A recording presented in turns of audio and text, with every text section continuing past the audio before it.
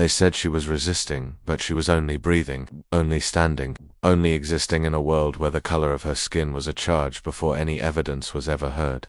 It happened fast, in a blur that tasted like iron and concrete. A black woman on courthouse steps, quiet, hands visible, no threat in her body, yet somehow she became one. My name is Simmons. This is Chronicles of Black. If you're hearing my voice right now, don't just watch, be part of the story. Subscribe, comment, speak your mind. Because silence has never saved us. Carmen Hayes arrived early that morning, heels clicking on stone like she belonged there, because she did. She stood beneath tall gray columns carved by history, waiting for someone to unlock the front entrance. Dignified posture, pressed navy suit, hair pulled back like discipline itself. She wasn't loud, she wasn't aggressive, she wasn't anything close to danger. But danger saw her anyway. A patrol car rolled up slow. 2 white officers stepped out. Not looking curious, looking certain. Certain she didn't belong. Certain that someone like her could only stand there for one reason, and it wasn't professional ID. One word, sharp like a blade. She reached for her purse, calm voice explaining she worked inside the building. They asked again, louder this time, as if her first answer wasn't English. As if honesty was suspicious coming from a black woman's mouth, Carmen handed them her wallet. The officer looked at her photo, then at her face, then at her skin. As if the problem was right there in brown tones and melanin he could not control. Something shifted quick, ugly. A question turned accusation, a tone turned command. She tried to speak, but authority no longer cared for facts. They grabbed her wrist, twisted it behind her back. She winced, breath catching.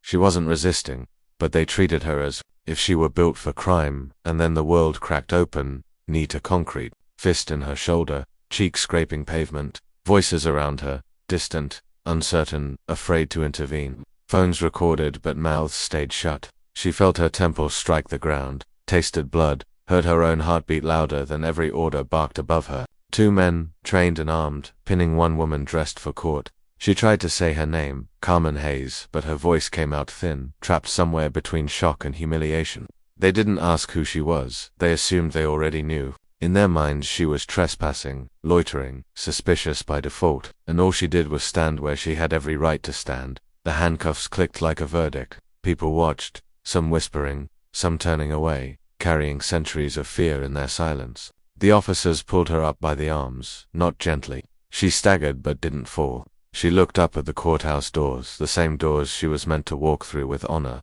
not chains. In that moment, bruised knees trembling, Carmen Hayes understood exactly what generations felt before her. The weight of a system built to see her wrong before she ever had a chance to be right. She didn't scream. She didn't curse. She held her dignity like a fragile glass, refusing to drop it even as blood traced her jaw. Because the world had mistaken her, and soon, the world would learn. They sat her on a narrow bench behind glass, hands cuffed, hair slightly messed from concrete and fists. One officer smirked like he'd won something.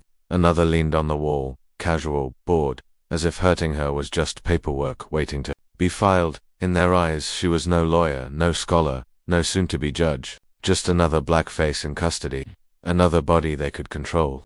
Carmen kept her head down for a moment, not in defeat, but in calculation. She breathed slow, steady, letting the sting in her cheek remind her she was still alive, still thinking. One officer walked past and muttered, should have just complied. As if compliance meant survival. As if her existence was already disobedience. The room smelled like old coffee and cold authority. A clock ticked loud enough to measure disrespect. She asked politely to speak to someone from court administration. They ignored her. She asked again, voice calm but firm, and one officer chuckled like she'd told a joke. A woman like her wasn't supposed to speak with certainty. A woman like her wasn't supposed to know law better than the men with badges. But Carmen did. Flashbacks slid through her mind like pages in a book. Her mother, a soft-spoken schoolteacher who marched in shoes that blistered her feet. Her father, who told her to read law so deeply that no one could twist it against her. Nights studying until sunrise. Scholarships won through brilliance, not mercy. A law degree earned without apologies. Every step paved by ancestors who couldn't dream this far but prayed anyway. She wasn't just educated. She was unshakable. And today was supposed to be her first day as a judge. The day she walked into that courtroom to change the system that wounded people who looked like her. The irony tasted bitter, like history laughing through broken teeth. They still didn't know her name, still didn't know who they dragged across concrete, still didn't know Power was sitting quietly in handcuffs, waiting for the moment to stand. Her purse lay on a desk nearby, wallet open, her appointment letter peeking out, unread. If they had looked for 1 second, the entire world could have shifted, but they didn't look. They never do. The officers called for someone to escort her inside. They thought she was appearing before a judge. They thought she would tremble, plead, shrink beneath the gavel. Instead, Carmen rose slowly to her feet, bruised, bloodied but unbroken. She was walking into a room that did not yet understand who she truly was, and the moment they learned, nothing would ever be the same. The courtroom felt colder than the cell, not in temperature, but in the eyes that watched her walk in. The escorting officer held her by the arm, still assuming she was another defendant. People whispered, heads tilting, trying to piece together a story without facts, without context, just bruises and handcuffs and melanin. Carmen didn't rush. Every step was deliberate, echoing through marbled floors like history arriving late but undeniable. She steadied herself, shoulders square, the sting in her ribs sharp with every breath. Somewhere inside, anger simmered, but she didn't let it boil. She carried centuries of restraint in her spine. A clerk at the front desk looked up, confused. Name Carmen lifted her chin. Judge Carmen Hayes. The room went still. Paper stopped rustling. Pens froze mid-air. Even the officer gripping her arm loosened, his fingers trembling just slightly, like truth had burned through ignorance quicker than any protest could. He muttered something, maybe surprise, maybe fear, but she didn't look at him. She fixed her eyes on the bench.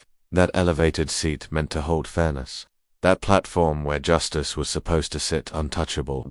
It waited for her, empty, unaware of the bruises that would sit upon it. Someone brought her robe, hesitant, almost apologetic. She took it, slid it on, black fabric over black skin, dignity sewn into every fold. The courtroom held its breath. She walked to the seat where moments ago she was never meant to sit in their minds, and when she lowered herself onto the bench, bruises hidden beneath authority, the silence broke like glass, gasps, soft curses. The officers who arrested her stared with wide eyes, pale faces, and the realization that they had beaten the very judge who now held their fate. No shouting, no triumphal roar. Carmen didn't need volume, her presence was enough. She surveyed the courtroom slowly, letting the weight of the moment settle into everyone's bones. The escorting officer swallowed hard, stepping back like guilt had hands pushing on his chest. The judge's nameplate gleamed in front of her, proof that everything they assumed was wrong. She cleared her throat, calm, controlled, carrying the authority they tried to strip away. "Good morning," she said, just 2 words. But they trembled through the room like justice waking up. Carmen Hayes had taken her seat, and the power dynamic flipped without force, without shouting, only truth. The very same men who bruised her skin now stood beneath her eye, uneasy, exposed.